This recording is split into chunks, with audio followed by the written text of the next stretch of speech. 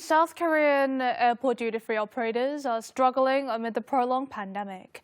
In the meantime, the Chinese duty-free industry has been growing fast enough to pose a threat to the South Korean market.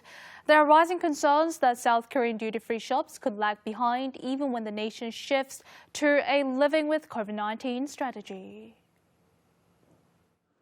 Inside the departure hall at Incheon International Airport, coverings are set up in areas which used to house duty-free shops. Some stores have their shutters down. Large duty-free operators have pulled out due to the burden of rentals as travels were brought to a screeching halt by the pandemic.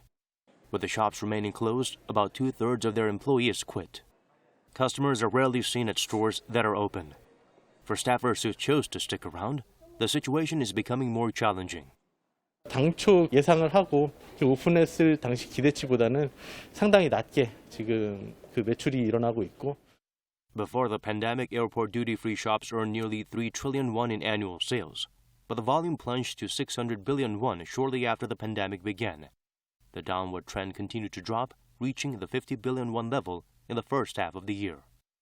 여객이 과거에 비해서 한 20분의 1 정도로 줄었기 때문에 역시 업체들의 매출이나 우리 공항공사 수익도 비례해서 20분의 1 수준으로 좀 줄어든 상태입니다. While South Korean operators are struggling, the Chinese duty-free market is enjoying a steep growth. This is thanks to the Chinese government's policies to support the duty-free industry. For example, Beijing designated Hainan as a special duty-free zone for domestic customers and raised the purchase limit by more than 3 times. In terms of sales, China's state-owned duty-free group ranked first worldwide last year.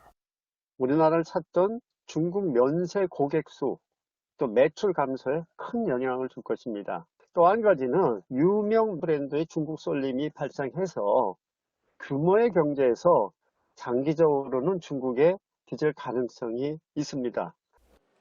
In order to reduce costs and survive, South Korean duty-free operators are focusing on scaling down their businesses by eliminating overseas branches and opening stores at small provincial airports.